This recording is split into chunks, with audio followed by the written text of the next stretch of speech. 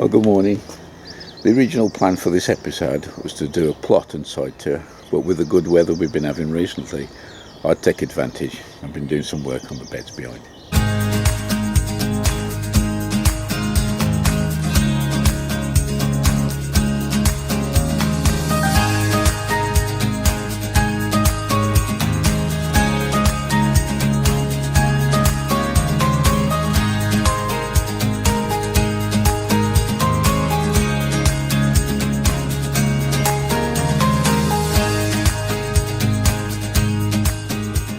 With peas, there's two schools of thought the way to grow them. Some gardeners will sow them direct into the ground. I've done this in the past and had mixed results, mainly because the mice will get into the peas and start eating them, and you ended up with clumps of peas, a gap, and clumps again.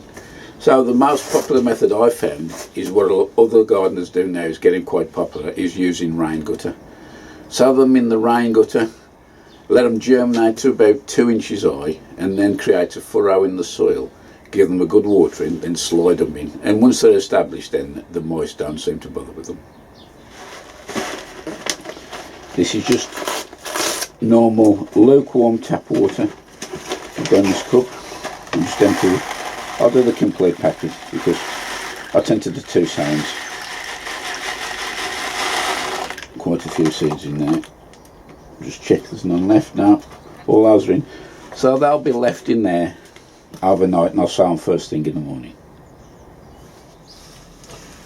Well, good morning. The peas have been soaking overnight. I'll just show you what's in there. And what we'll do, drain the excess water off before we start sowing. As you can see there, the peas have taken most of the water up. So I've just got the little sieve here. I'll just pour the peas in there to drain the water. And what I'll do, I'll pop them on a bit of kitchen roll just to remove all the excess moisture. Now the peas have drained, I can easily divide them into roughly 2 similar sized sowings. These are the gutters that I use. They're around about 5 feet, 1.7 metres. You'll notice there's holes in the bottom. I've got drainage holes. Now there's a different school of thought on quite a lot of YouTubers. Most people have no drainage holes in at all, and some people don't even have end caps. But I've found that the drainage holes work for me. The first year of growing peas I had no holes in, and the peas actually waterlogged and rotted. So from then on put drainage holes in. Some people will say that the roots get tangled in and difficult to get out. I personally haven't had that issue. I just give them a good watering, and then when you slide them out they come out quite easily. I'm going to try something a little bit different this year. I'm not going to block the holes up, but what I'll do, I'll put a bit of kitchen roll along the bottom to reduce the amount of water that does go out. See if that makes any difference. There's the troughs. Actually got the kitchen roll in the bottom now. Not sure whether that'll rot before I get the peas out, but we'll see. I'm going to try the sheep's wool compost in here for a change, and just put a layer in, probably about halfway up. This is quite an open compost, so it should be good moisture retention. That's the compost in now. Before I sow the seeds, I'll just give it a light sprinkling with a watering can, just to make sure that the peas can't catch the damp surface. When it comes to sowing the seeds, some people plant them or sow them in a 5 diamond dice pattern like, but to be honest, you just whack them anywhere, they'll grow. The only thing I'm careful of is that I try not to get 2 or 3 touching together. I do like to separate them a bit, but in general they're happy wherever you put them. Some people will sow them a lot thinner than this, but for me this works. I get a good crop off them. And you can also sow them in cell trays as well. If you've got like a 24 cell tray, 6x4, put 3 or 4 peas in each one, and then plant the block out. But again, that's a bit too fiddly for me. I like to just give these a watering once I've got the furrow in the ground, and whack them in, and away we go. One thing I will say in all this, that with the troughs here, Make sure you get some on the edges because they tend to congregate towards the centre of the trough, and it does get a bit crowded sometimes, so take a bit of time and pop some right on the edge of the trough, and it does space them out a bit more evenly. So there we have it. So I've just spaced them out so they're not actually touching, not exactly symmetrical, but that does it okay for me. Just put a bit of soil on the top now, then we can put them away to germinate.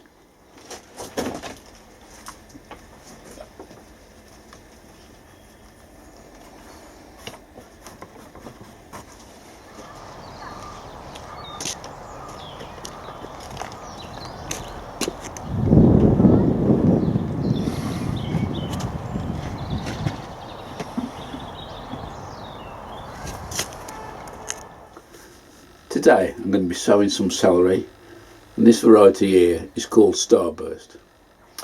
Now, quite a few people have issues growing celery, but I think the main problem is not preparing the ground. Celery is a bog plant, so you really can't afford to let the soil to dry out. A good idea that I use is to dig a deep trench, line it with some really rotted manure, cow manure is ideal, and then fill it in, plant the celery on, and once they get established, they get roots right the way down to the bottom and they tick along nicely. First of all, let's get the seed sown. Celery seed is extremely fine, and this being an F1 variety, you don't get too many seeds and all, so we need to make the most of that. I've labelled the pot up, and this is just normal fine seed and cutting compost. Just fill this short to the top.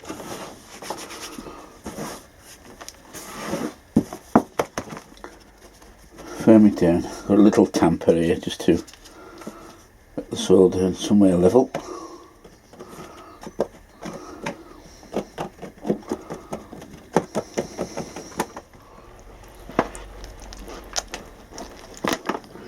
Because the seed is so fine, try and distribute it as evenly as you can,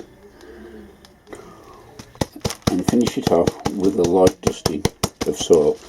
Don't need to cover it by that much because the seed is that tiny. I've just put a light cover on. I think I've covered all the seed now, and I'll just put a fine layer of vermiculite on as well. To finish it off, I'll just dampen the surface. These are going to go in the Vitapod in the greenhouse at around about 20 degrees. I have some dahlias here that need potting on. These are some of the ones that I grew from seed earlier on in the season. To do the potting on now, I've got this coir block. Now, I've only ever used one of these once, and that was when I set up my Wiggly Wiggler wormery, and there's one of those included.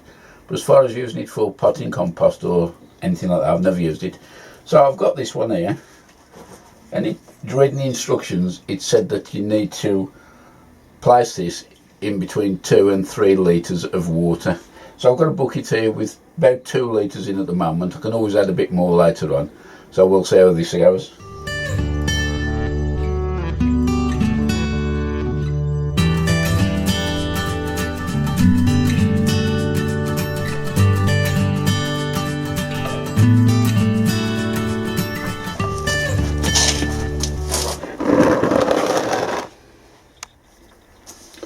So after 20 minutes of soaking, this is what it looks like. There's still a little bit of water in the bottom, not much, but the instructions say now to break it up, and it breaks quite easily. Feels as though it's in like little layers, it is, yeah. I've still not got no moisture in there, so I'll break it up. Maybe I should put a watering can over the top, I don't know.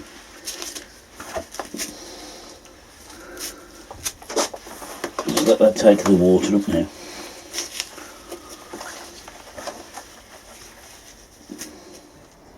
I've given that a little bit more kneading, and I did sprinkle a bit more out the watering can into it, and that's come out quite nice. Looking at the graduations on the bucket, that seems to be around about 8 litres volume. So I'm going to be mixing that with some of the sheep's wool compost anyway, because there's very little nutrients in it as it is. So let's get on potting on the dahlias. This is a 50-50 mix then of coir and sheep ball compost.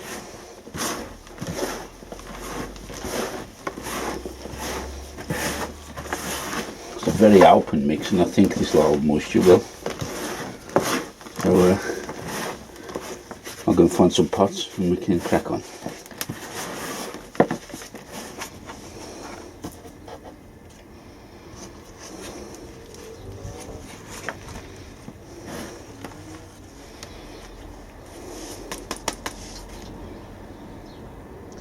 Part of the revamp, tidy up down the back end of the allotment. One of the things I'm going to be looking at is the runner bean cage here. Hopefully I'll get this year out of it, but then I'm going to do a reshape around the boards at the bottom. Now I'm starting to go. It's actually tilted quite bad. I don't know if you can see it. If the video will actually show it. It's tilted, but the one thing that I'm going to get rid of is the glass windows, both at the front and the back, and luckily another plot holder on the site has offered to take them off my hands, so I'll be removing them fairly soon.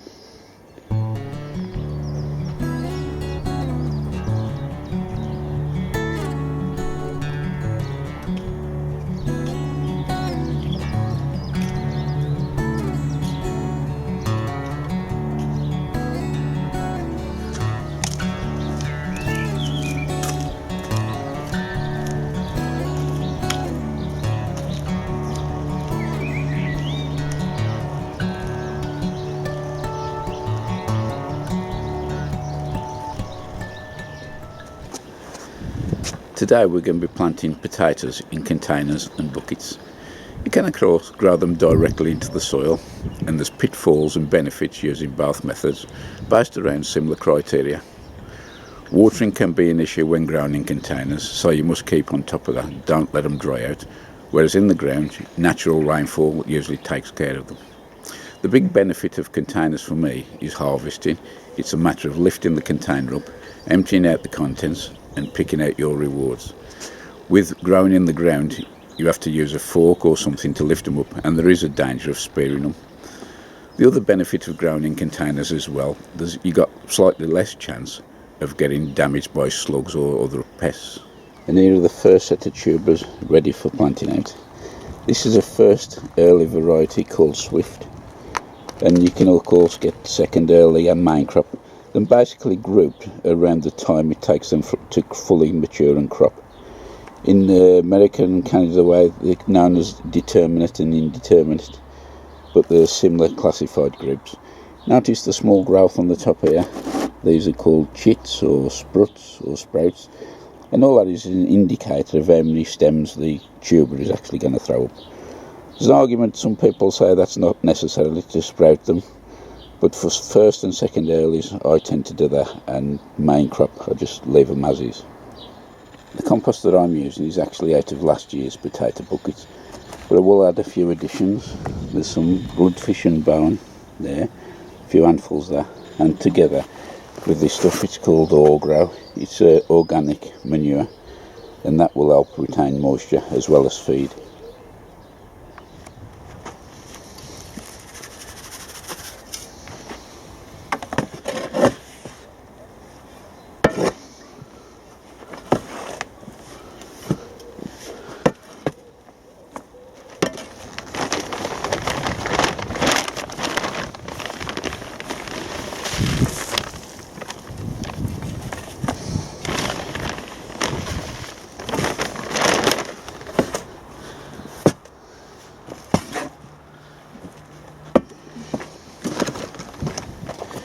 To start off, I'm going to put a layer of horse manure in the bottom, followed by a layer of the soil mix that we've prepared with the additives. So now we come to the exciting part of planting. These are first early potatoes. The variety is called Swift, which are fairly fast cropping. I use the handles as a guide for the first layer. Just put them in line, just gently nestle them into the compost.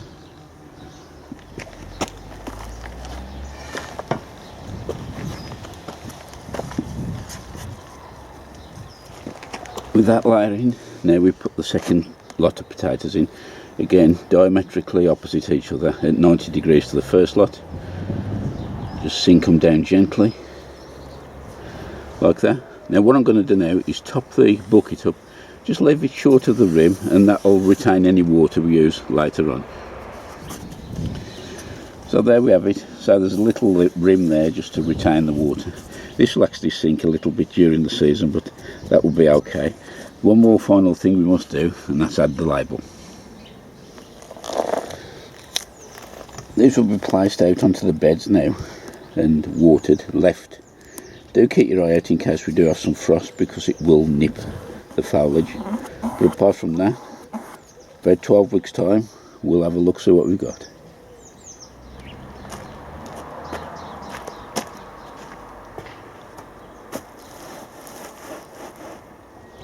So that's the 12 containers of potato swift, first early. This is the bed, say, but they'll be spread out a little bit farther.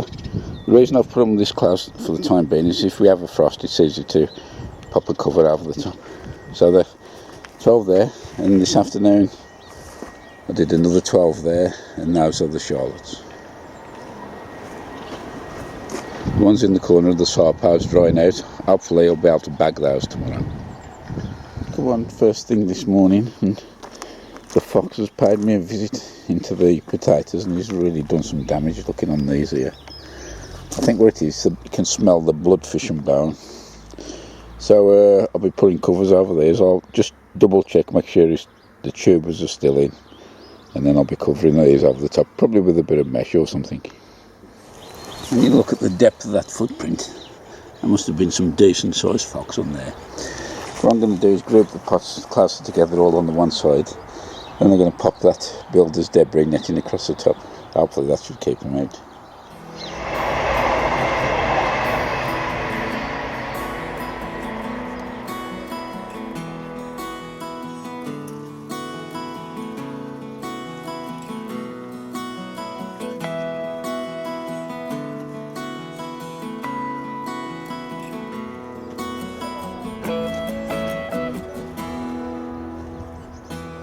Hopefully that'll do the trick. If not, we'll have to think of some more drastic measures. At this time of year, the coal frame can prove invaluable. Just looking at the brassicas there, they come along nicely, and you can just see now, possibly, I don't know if the camera will show you, the actual difference in the leaf variation of the varieties. Shade slightly darker somewhere, and some have got little crinklies on around the edge of the leaf. Well, it looked like the debris netting did the trick. No sign of our friend Mr. Fox. For the no dig gardeners out there, I think you may need to look away now. This bed area is going to be the onion bed, and I top dressed this with manure, horse manure. It wasn't all that rotted. About 2 or 3 months ago, it's gone in well, dug it in. I just put the mantis across the top, and this is what it's come out like. A lot of humus in there, so this is going to be the onion bed, as I said. A bit of straw still available, which will be real help, and I'm sure they'll define in here. It's going to start into the middle bed now. Kelsae onions are still quite rare to get hold of, especially the seed. DT Browns earlier in the season was doing these plug plants, 20 plants. I think them about £8 for 20. You get a cultivation booklet as well. I'm just going to pop these on now into larger pots, and I'll have a look what we've actually got. Nice looking plants, and they've got a decent root ball on. This is just multi-purpose compost, and I'm putting them in. I've added a bit of charge as well to the mix. Well, now they've got most of the little jobs out of the way, can finally get round to doing a plot tour for the next episode. Got rain forecast for Sunday, I think it is, so with the sun out as it is, I'm going to get Sparky out to the aerial shots. Stay safe out there, see you later, bye for now.